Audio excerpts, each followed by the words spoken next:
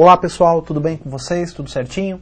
Eu sou Adilson Pera e estamos aqui em mais um encontro para tratarmos sobre responsabilidade civil do Estado 3, ou seja, responsabilidade civil do Estado, outros pontos referentes a esse tema. Já falamos responsabilidade civil do Estado 1, né?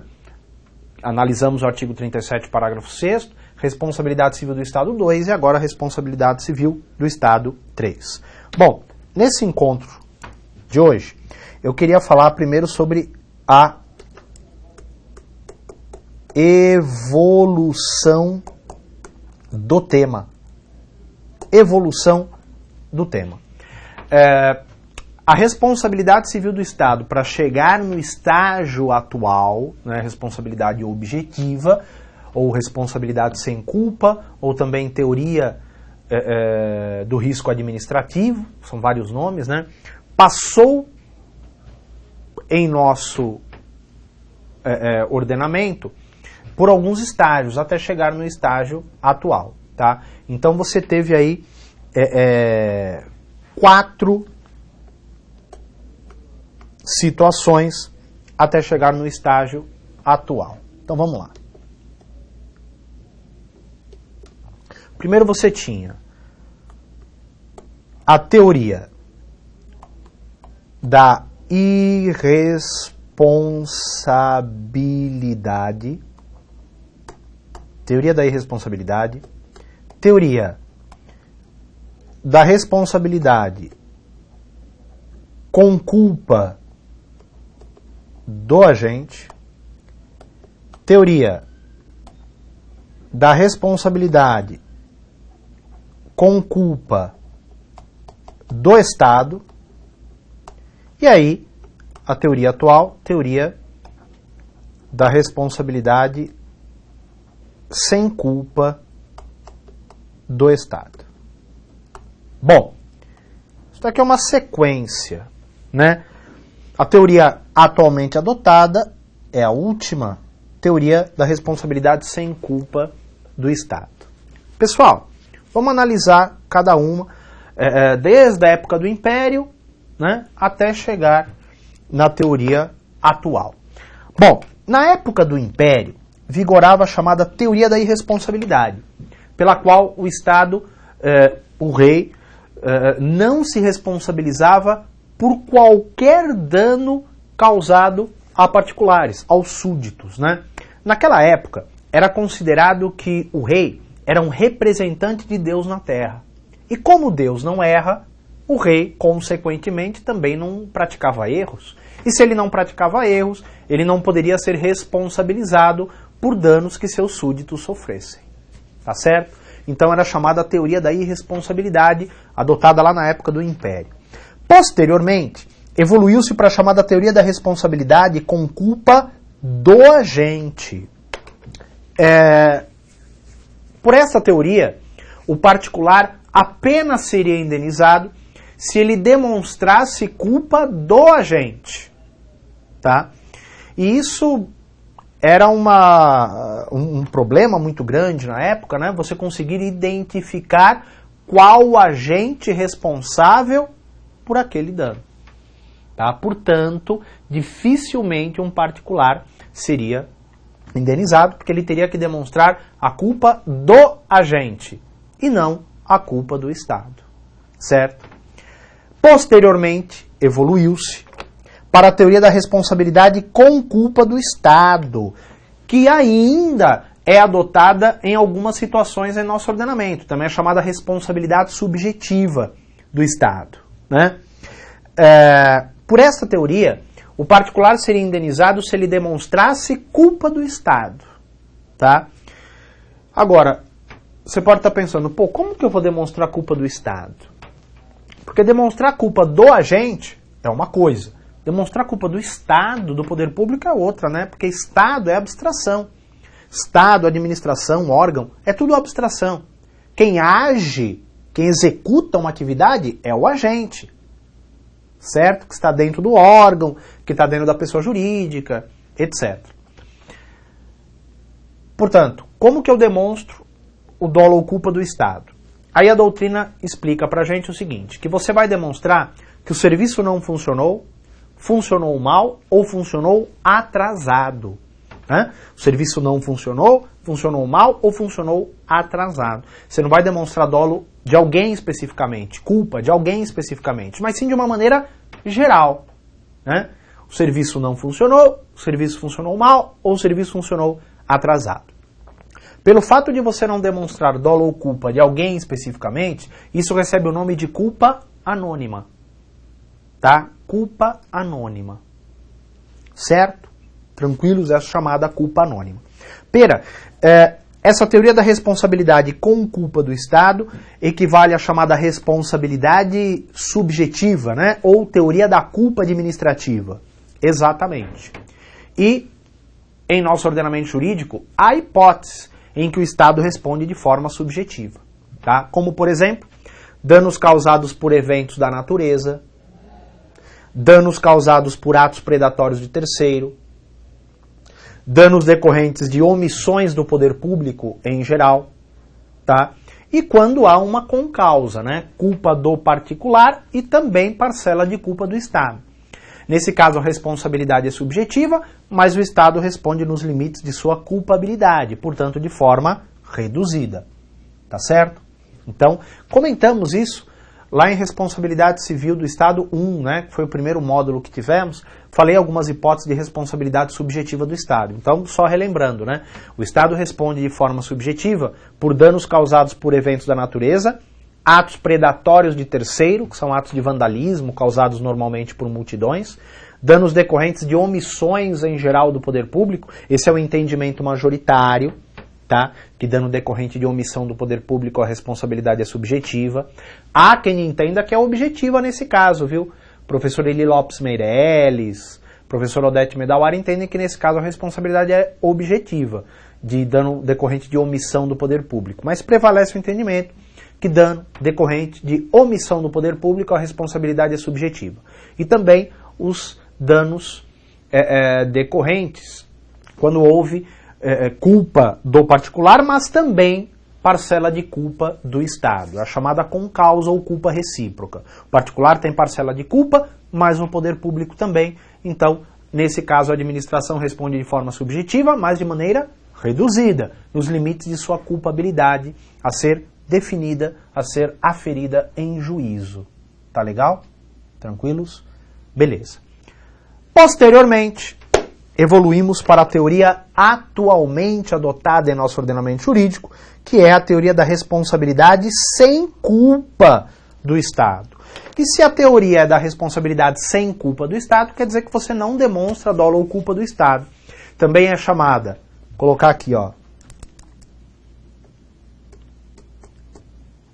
de teoria do risco administrativo ou simplesmente de responsabilidade objetiva. Pera, é a do artigo 37, parágrafo 6º da Constituição Federal, né? Exatamente, exatamente. A administração responde, em regra, de forma objetiva, pelos danos que seus agentes, agindo nesta qualidade, causarem a terceiros, tá? Pessoal, presta atenção em alguns pontos, que é o seguinte. A responsabilidade objetiva é a regra geral e é a responsabilidade adotada para fins de responsabilidade estatal, é a responsabilidade utilizada atualmente em nosso ordenamento jurídico. Mas, em algumas hipóteses, o Estado também responde de forma subjetiva, como eu acabei de falar. Tá? Então, atualmente, é a teoria do risco administrativo, mas a administração, em algumas situações, também responde de forma subjetiva a teoria da culpa administrativa. Tá? Outra coisa. Pera, qual a diferença da teoria do risco administrativo para a chamada teoria do risco integral? Então, prevalece o entendimento que a chamada teoria do risco integral não é aceita em nosso ordenamento jurídico, porque por ela o Estado se converte num segurador universal. Ah, pera, há quem entende que a teoria do risco integral deve ser adotada no caso de danos ambientais, danos nucleares, ataques terroristas. Há esse entendimento realmente, há esse entendimento. mas não é o majoritário, não é o que prevalece. O que prevalece é que mesmo nesses casos se aplica a teoria do risco administrativo, responsabilidade objetiva. A diferença básica é que na teoria do risco administrativo se admite excludentes. Então o Estado pode demonstrar que houve culpa total do particular e aí ele se exime de indenizar, né? Ele afasta a responsabilização. Já no caso da teoria do risco integral, o Estado não tem essa possibilidade de demonstrar que houve culpa do particular. O Estado vai responder praticamente sempre, né? Por isso que ele se converte num segurador universal de acordo com a doutrina, porque ele vai ser obrigado a indenizar, inclusive, no caso de culpa exclusiva da vítima. Tá certo? Tranquilo? Beleza, jóia. Então, o que fizemos aqui? Uma evolução do tema desde a época do Império até os dias atuais, tá? Surgiu com a teoria da irresponsabilidade, época do Império. Depois se evoluiu para a teoria da responsabilidade com culpa do agente. Depois, teoria da responsabilidade com culpa do Estado. Em algumas situações essa teoria é aplicada em nosso ordenamento atualmente. E, atualmente, agora, né, teoria da responsabilidade sem culpa do Estado. É a teoria que vigora em nosso ordenamento agora. Tá legal? Tranquilos? Beleza. Muito bem. Pessoal, ainda sobre responsabilidade do Estado, eu quero tratar com vocês de um assunto importante, que é a prescrição, tá? O particular sofre um dano decorrente de atuação estatal, ele tem um prazo prescricional para pleitear indenização, tá? Então vamos lá. Prazo prescricional para o particular acionar a administração. Prazo prescricional para o particular acionar a administração. A minha letra já é feia e eu abreviando fica pior ainda, né? Ó, prazo prescricional para o particular acionar a administração. Beleza? Tá bom.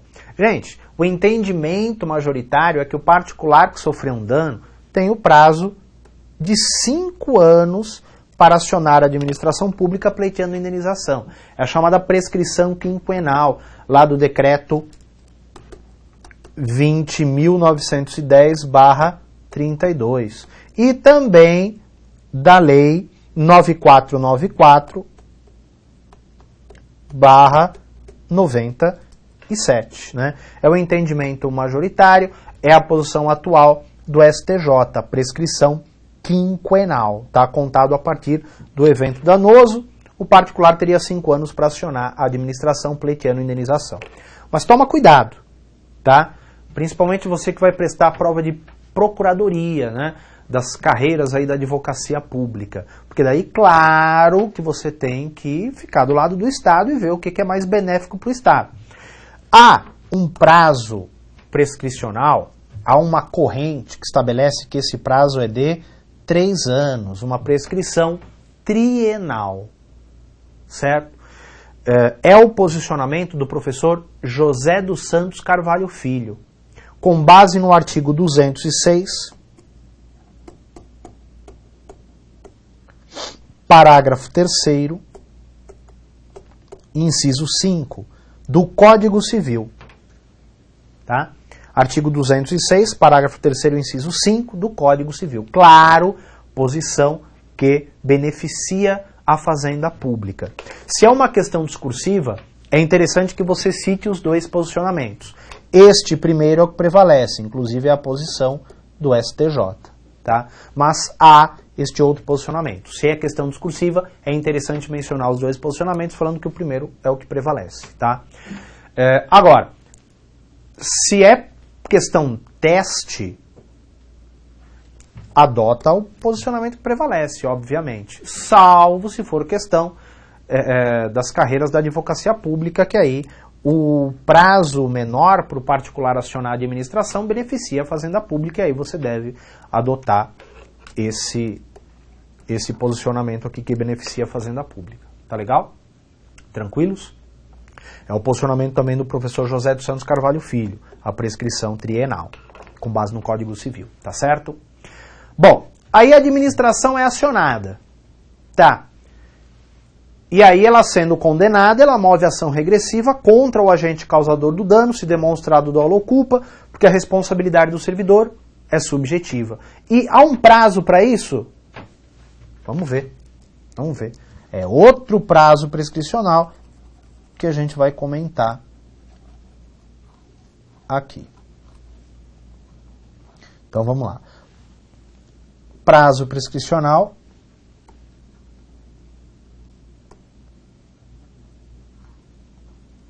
Vou colocar assim, ó. Prazo prescricional para a administração mover ação regressiva em face do agente. Bom, o tema aqui é um pouquinho polêmico, gera certa divergência, mas o entendimento que parece prevalecer são dois entendimentos, né? É que esta ação de regresso seria imprescritível. Imprescritível, Pera?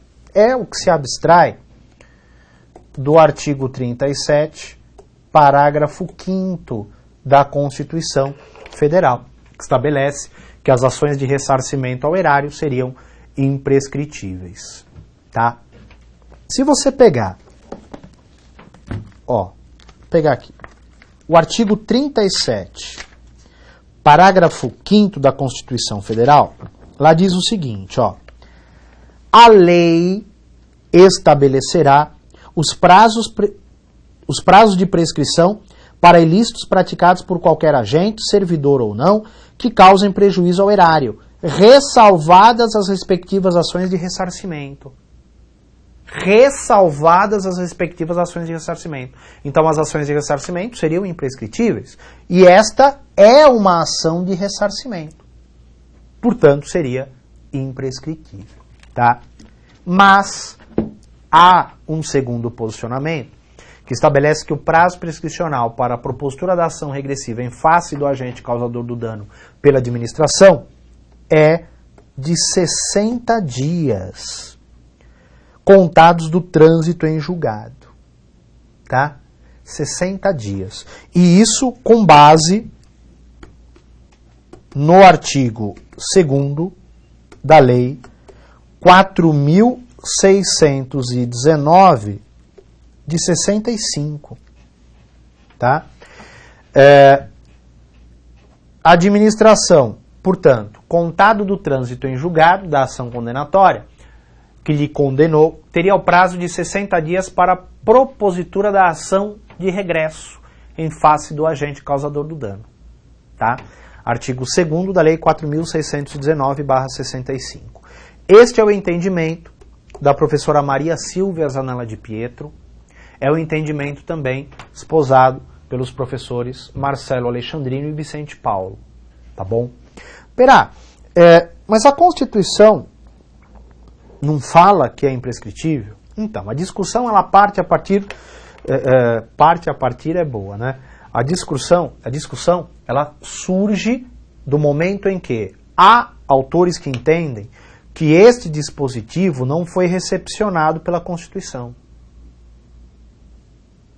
Tá? E que, portanto, ele estaria revogado, o artigo 2º. Há quem entenda dessa forma. Tá? Mas há quem entende que não, que aqui o imprescritível de que trata o artigo 37, parágrafo 5º, é genérico, ao passo que a Lei 4.619 é específica. E o artigo 2º trata especificamente de ação regressiva contra o agente causador do dano.